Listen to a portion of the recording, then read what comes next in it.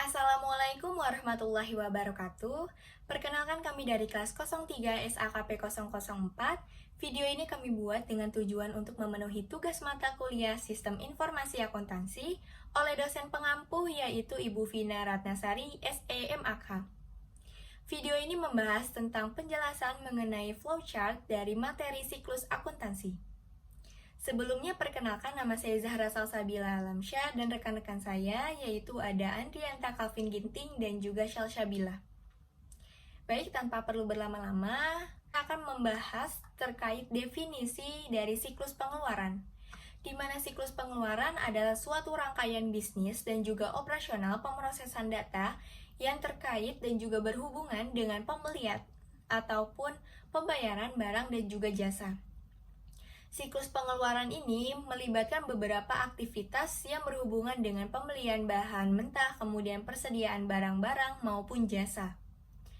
Kegiatan yang ada pada siklus pengeluaran ini biasanya berupa mengidentifikasi, mendokumentasikan pengeluaran uang, menyiapkan order pembelian, serta menerima kiriman barang dan juga mencatat persediaan. Biasanya siklus pengeluaran ini dapat diselenggarakan dengan dua cara, yaitu secara manual ataupun berbasis komputer, di mana perbedaan pokok antara kedua cara tersebut biasanya terdapat pada mekanisme pengolahan datanya, sedangkan untuk persamaannya hasilnya relatif sama. Selanjutnya yaitu tujuan dari siklus pengeluaran, di mana tujuan utama dalam sistem pengeluaran ini adalah untuk meminimalkan biaya total, memperoleh dan memelihara persediaan, perlengkapan, dan berbagai layanan lainnya yang dibutuhkan oleh suatu organisasi atau perusahaan, serta untuk mempermudah pertukaran kas dengan para pemasok untuk barang dan jasa yang dibutuhkan.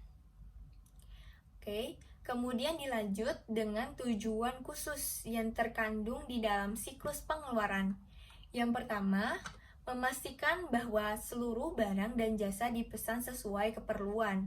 Yang kedua, menerima seluruh barang yang dipesan dan memverifikasi bahwa barang tersebut adalah valid dan benar. Yang ketiga, menjaga barang tersebut sampai dibutuhkan. Yang keempat, memastikan bahwa faktur yang berhubungan dengan barang dan jasa adalah valid dan juga benar.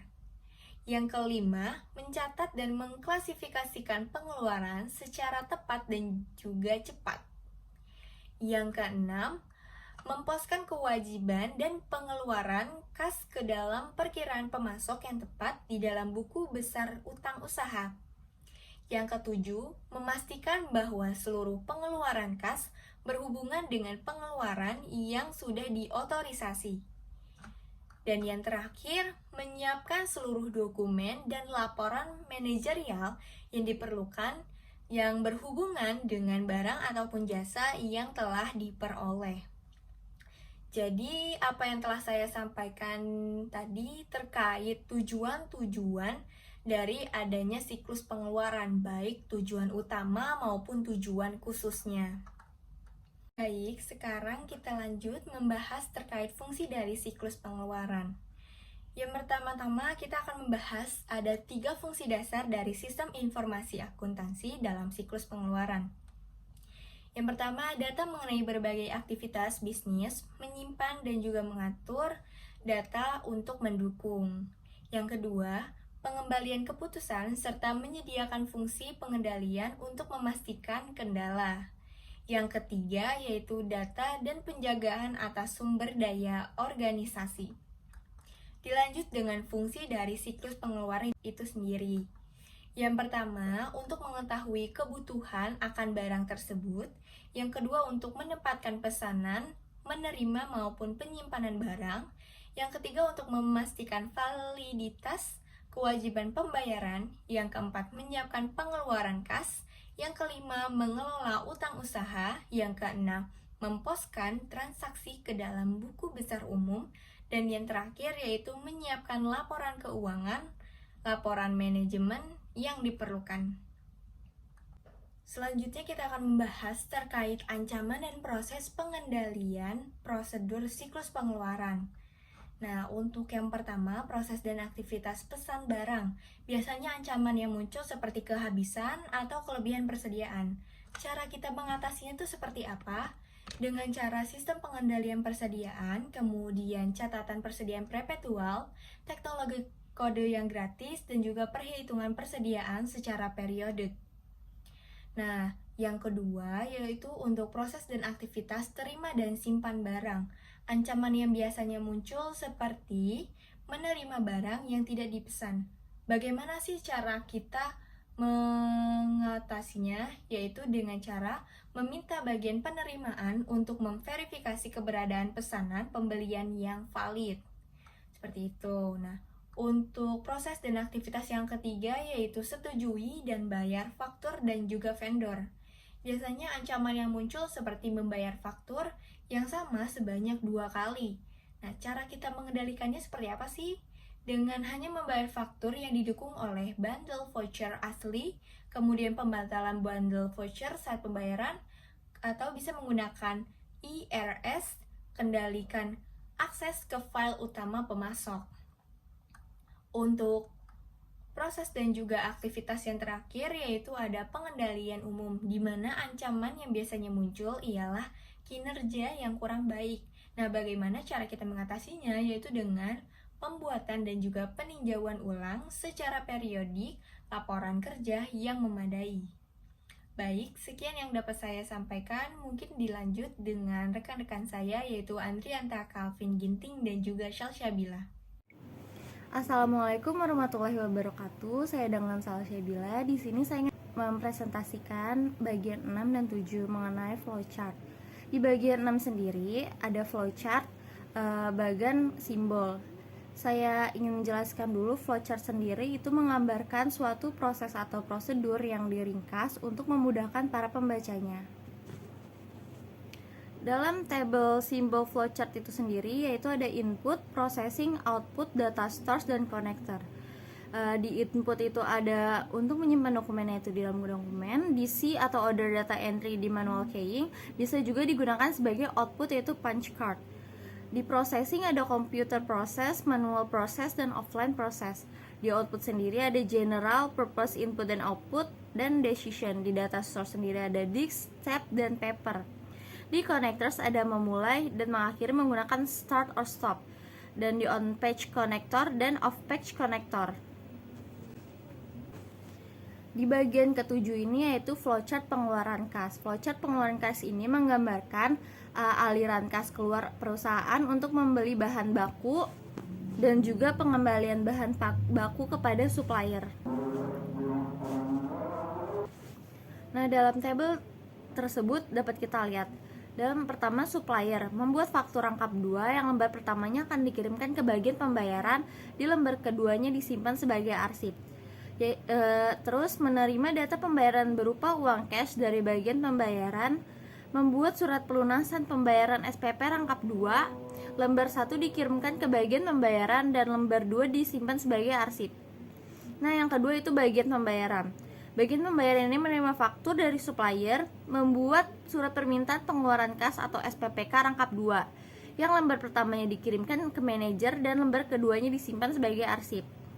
Menerima bukti kas keluar BKK beserta uang dari bagian pemegang kas, dan melakukan pembayaran ke supplier, menerima SPP lembar 1 dari supplier, membuat laporan pembayaran LP rangkap 2, yang lembar satunya dikirimkan ke bagian akuntansi, dan lembar 2-nya disimpan sebagai arsip. Di bagian ketiga yaitu bagian pemegang kas, menerima SPPK yang telah disetujui oleh manajer, membuat bukti kas keluar atau BKK rangkap 3 yang lembar pertamanya dikirimkan ke bagian pembayaran berserta uang, dan lembar keduanya dikirimkan ke bagian akuntansi, dan lembar ketiga disimpan sebagai arsip.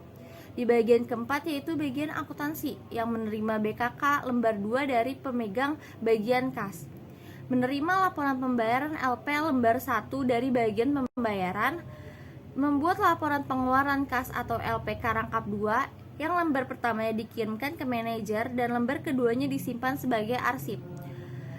Dan yang kelima yaitu manajer menerima surat permintaan pengeluaran kas atau SPPK lembar 1 dan menyetujui SPPK yang dikirimkan SPPK tersebut ke bagian pemegang kas dan juga menerima laporan pengeluaran kas LPK dari bagian akuntansi sebagai bahan pertanggungjawaban. Dan setelah itu laporan selesai atau selesai dibuat. Perkenalkan, saya Andrianta Kelvin Ginting. Di sini saya akan menjelaskan mengenai flowchart retur pembelian. Nah, dokumen yang digunakan pada flowchart ini yaitu memo debit. Yang pertama pada bagian vendor. Nah, vendor ini dia mengirimkan barang yang telah di PO atau di order oleh perusahaan, dikirim ke bagian penerimaan barang perusahaan, disertai dengan nota pembelian atau bukti yang akan dicatat oleh bagian akuntansi persediaan. Lalu pada bagian penerimaan barang tersebut dicek apakah sudah sesuai dengan pesanan atau tidak. Nah, jika tidak sesuai, bagian penerimaan barang akan membuat surat permohonan retur pembelian atau SPRP. Nah, SPRP ini diberikan ke bagian akuntansi persediaan, sedangkan barang ini diberikan ke bagian gudang. Lalu pada bagian akuntansi persediaan, SPRP dan nota pembelian ini digabungkan untuk membuat memo debit yang nantinya akan digunakan sebagai dasar pencatatan barang yang akan diberikan kembali kepada vendor. Nah, lalu pada bagian gudang, memo debit ini akan diberikan kepada bagian gudang bersamaan dengan barang yang akan diretur. Lalu bagian gudang ini membuat sebuah catatan, itu catatan pengeluaran barang atau CPB yang dibuatkan arsip oleh bagian gudang. Nah, kemudian barang retur ini dikirim ke vendor bersama dengan memo debit tersebut. Kesimpulan dari siklus pengeluaran inilah, siklus pengeluaran mencakup aktivitas atau transaksi bisnis yang berhubungan dengan pembelian barang dan jasa dari pemasok, dan pengeluaran kas untuk membayar pembelian. Nah, siklus ini itu dapat diselenggarakan secara manual ataupun dengan menggunakan sistem berbasis komputer, di mana dalam setiap sistem tersebut sudah lengkap dengan serangkaian aktivitas yang diselingi dengan penggunaan teknologi informasi yang sudah maju dan terkini. Nah, sehingga hal itu mampu memudahkan untuk seorang auditor dalam merancang atau meracik suatu data dalam pekerjaannya. Sekian dari kelompok kami yang dapat dipresentasikan. Terima kasih.